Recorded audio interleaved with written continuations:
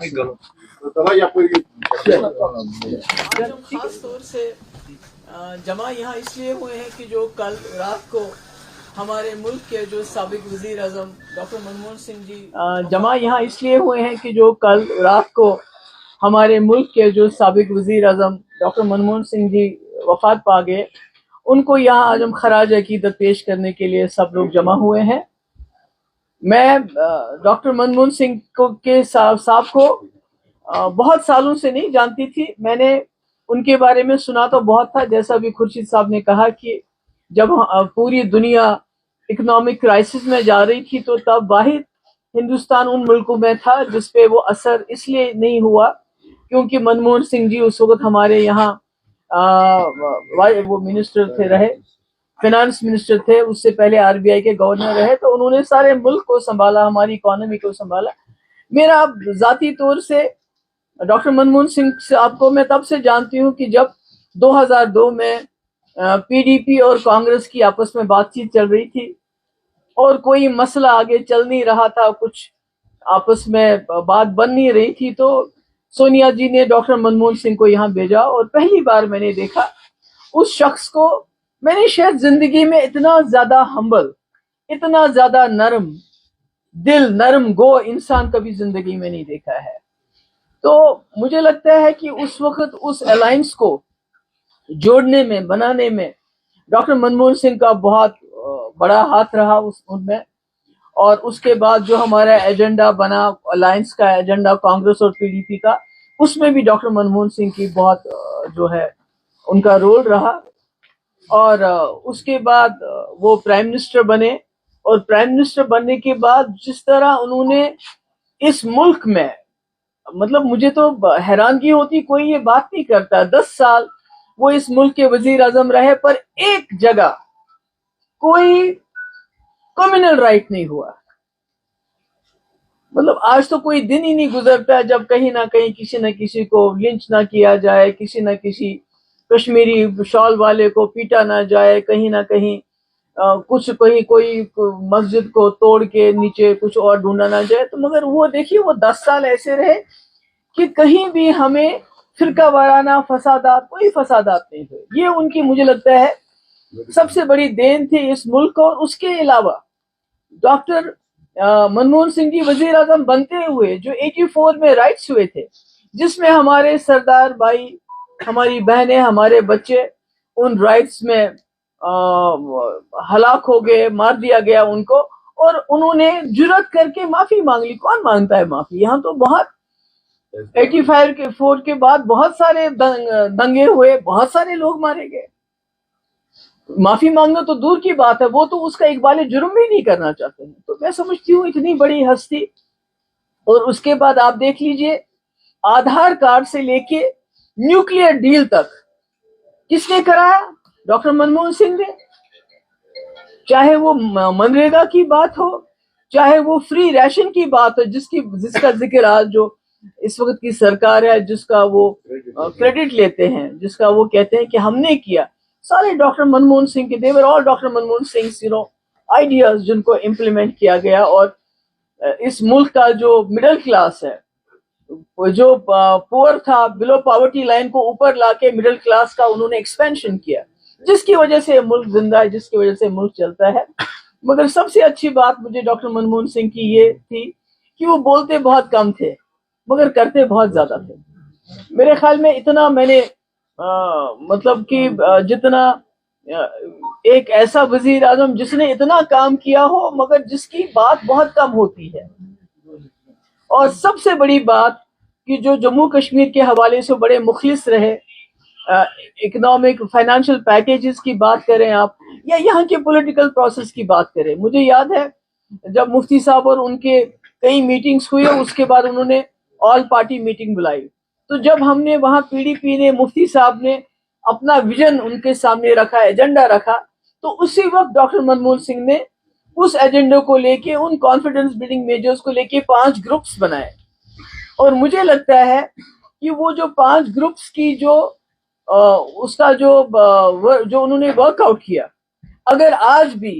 BJP کی سرکار، NDA کی سرکار جموں کشمیر کے مسئلے میں سنجیدہ ہے اور وہ اس کا حل چاہتی ہے اور آئین کے اندر حل چاہتی ہے اور دونوں ملکوں کی دشمنی کو مٹا کے جموں کشمیر کو ایک خوشگوار جگہ بنانا چاہتی ہے, عزت کے ساتھ امن بحال کرنا چاہتی ہے. تو میں کہتی ہوں منموہن سنگھ کے جو 5 ورکنگ گروپس کی جو رپورٹ ہے, مجھے لگتا ہے ہمارے وزیر اعظم ہو یا ہمارے وزیر داخلہ ہو یا کوئی اور ہو جو بھی ان کی پالیسی دیکھتے ہیں, اجیت دوول صاحب ہو, ان کو وہ گروپس کی رپورٹ دیکھنی چاہیے. تو ان کو جموں کشمیر میں کانفیڈنس بلڈنگ میجرز کے حوالے سے, جموں کشمیر کے مسئلے کے حل کے حوالے سے ایک صاف راستہ ملے گا. آخر میں یہی کہنا چاہتی ہوں کہ ہم لوگ, پورے ملک کے لوگ, ڈاکٹر منموہن سنگھ کو, ان کی کمی کو محسوس کریں گے. اور مجھے لگتا ہے کہ ڈاکٹر منموہن سنگھ ان وزیر اعظم میں سے بہت کم ایسے وزیر اعظم ہوئے جنہوں نے اتنا کچھ کیا ہو اس ملک کے لیے, یہاں کے غریبوں کے لیے. آج فری راشن دیتی ہے تو یہ اسکیم کس نے لائی, یہ قانون کس نے بنایا؟ ڈاکٹر منموہن سنگھ کے وقت میں. منریگا کا ہے جہاں آپ کو 100 دن کا روزگار دینا ہے غریبوں کو, کس نے لایا؟ ڈاکٹر منموہن سنگھ نے. نیوکلیئر ڈیل, آج تو چھوٹی چھوٹی بات کے لیے اتنے بڑے بڑے ایڈورٹیزمنٹ لگ جاتے ہیں, پر میں نے کبھی بھی ڈاکٹر منموہن سنگھ کا کہیں کوئی ایڈورٹیزمنٹ میں نہیں دیکھا کہ انہوں نے کیا. تو میں سمجھتی ہوں کہ بہت کم الفاظ کے, he was a man of few words but he was a man of action. تو اللہ تعالیٰ ان کو جو ہے وہاں جگہ دے, ان کو وہاں ان کی سول کو پیس دے, ان کو اطمینان دے, اور ان کی جو فیملی ہے ان کو یہ صدمہ برداشت کرنے کے لیے اپنی ایک اسٹرینتھ دے, ایک ہمت دے. اور ہم یہ کہنا چاہتی ہوں کہ ہم ڈاکٹر منموہن سنگھ کو ہمیشہ ان کی اچھائی, ان کے کاموں کے لیے, اور ان کی خاص کر ان کی نرم لہجے کے لیے یاد کریں گے. بہت بہت. جو ہمارے اس وقت کے پرائم منسٹر ہیں وہ بھی کہتے ہیں کہ میں بہت غریب گھر سے تعلق رکھتا ہوں, مگر ڈاکٹر منموہن سنگھ صاحب اس سے بھی زیادہ غریب گھر سے تعلق رکھتے تھے. لاہور میں 15 کلومیٹر روز اس اسکول کے لیے پیدل جاتے تھے, اور ان کو اپنی قابلیت کے بنیاد پہ ان کو اسکالرشپس ملی, ہارورڈ چلے گئے, اور اس کے بعد وہ اس ملک کے سیڑھی بہ سیڑھی پرائم منسٹر بنے. اور جہاں تک جموں کشمیر کے حوالے سے آپ بات کر رہے تھے, جموں کشمیر کو کے مسئلے کو وہ دل سے حل کرنا چاہتے تھے.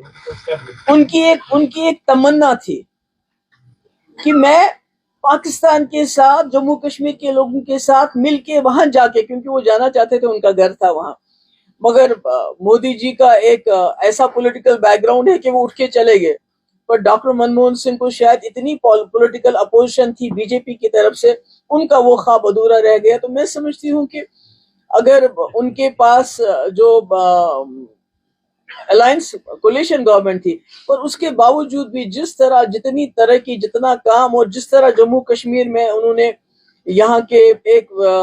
وہاں بھی ایک سٹیبل گورنمنٹ تھی اور یہاں بھی ایک گورنمنٹ کو کام کرنے دیا, مجھے لگتا ہے کہ یہ بہت ہی ٹائٹ بیلنس تھا ان کے لیے یہ کام کرنا. دیکھیے میں سمجھتی ہوں کہ اگر انسان پیچھے مڑ کے دیکھے گا تو پھر کچھ حاصل نہیں ہونے والا ہے. آگے جو ہے, آگے ہمیں بہتری کی طرف دیکھنا چاہیے. اور جب تک کوئی تکلیف ہو, جب تک تکلیف ہوگی آپ نے اس کا علاج کرنا ہے. آپ اس کو وقتی طور پہ دبا سکتے ہیں, اس بیمار کا چیخنا چلانا بند کر سکتے ہیں, اس کو بے ہوشی کی دوا دے سکتے ہیں, مگر جب تک تکلیف ہے اس کا علاج آج کل پرسوں ورسوں ڈھونڈنا پڑتا ہے. Ma'am Bilal from ABP news. Ma'am 2 part question ہے کہ پہلا کہ آپ کا کوئی پرسنل اینیکڈوٹ ہو ڈاکٹر منموہن سنگھ کے ساتھ جب ملاقات ہو جس کو آپ اپنے ذہن میں ہمیشہ کے لیے سنجوئیں گے, اور دوسرا کہ کچھ کوارٹرز میں, کانگریس کے کوارٹرز میں یہ بھی مانگ چل رہی ہے کہ ڈاکٹر منموہن سنگھ کو بھارت رتن دیا جانا چاہیے, جس کا عام آدمی پارٹی نے بھی سمرتھن دیا ہے, آپ کی طرف سے؟ نہیں, پہلی تو میں نے کہا بہت ہمبل تھے. مجھے یاد ہے کہ کئی ان سے ملاقاتیں ہوتی تھی, میں نے کبھی ان کے چہرے پہ تناؤ, کبھی غصہ, کبھی وہ ماتھے پہ شکن نہیں دیکھی. ایک بار میں کسی یہ جو ورکنگ گروپس بنائے تھے, تو اس وقت کے جو وزیر اعلیٰ تھے ان نے کوئی اعلان کر دیا ورکنگ گروپس کے حوالے سے, بعد میں کچھ کہا کہ ایسے,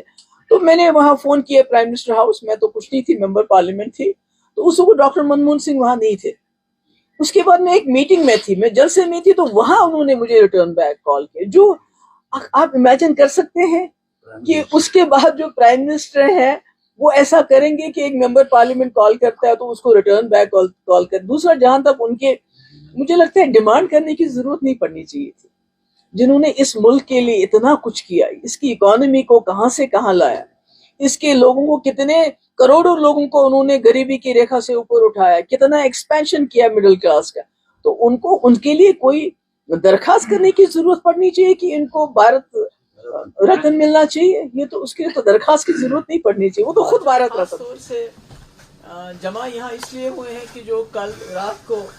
ہمارے ملک کے جو سابق وزیر اعظم ڈاکٹر منموہن سنگھ جی وفات پا گئے، ان کو یہاں آج ہم خراج عقیدت پیش کرنے کے لیے سب لوگ جمع ہوئے ہیں۔ میں ڈاکٹر منموہن سنگھ کے صاحب کو بہت سالوں سے نہیں جانتی تھی، میں نے ان کے بارے میں سنا تو بہت تھا، جیسا بھی خورشید صاحب نے کہا کہ جب پوری دنیا اکنامک کرائسس میں جا رہی تھی تو تب واحد ہندوستان ان ملکوں میں تھا جس پہ وہ اثر اس لیے نہیں ہوا کیونکہ منموہن سنگھ جی اس وقت ہمارے یہاں اس کے نرسمہا راؤ جی کے وقت میں وہ منسٹر تھے رہے، فائنانس منسٹر تھے، اس سے پہلے RBI کے گورنر رہے، تو انہوں نے سارے ملک کو سنبھالا، ہماری اکانومی کو سنبھالا۔ میرا ذاتی طور سے ڈاکٹر منموہن سنگھ صاحب کو میں تب سے جانتی ہوں کہ جب 2002 میں PDP اور کانگریس کی آپس میں بات چیت چل رہی تھی اور کوئی مسئلہ آگے چل نہیں رہا تھا، کچھ آپس میں بات بن نہیں رہی تھی، تو سونیا جی نے ڈاکٹر منموہن سنگھ کو یہاں بھیجا اور پہلی بار میں نے دیکھا اس شخص کو، میں نے شاید زندگی میں اتنا زیادہ ہمبل، اتنا زیادہ نرم دل، نرم گو انسان کبھی زندگی میں نہیں دیکھا ہے۔ تو مجھے لگتا ہے کہ اس وقت اس الائنس کو جوڑنے میں، بنانے میں ڈاکٹر منموہن سنگھ کا بہت بڑا ہاتھ رہا۔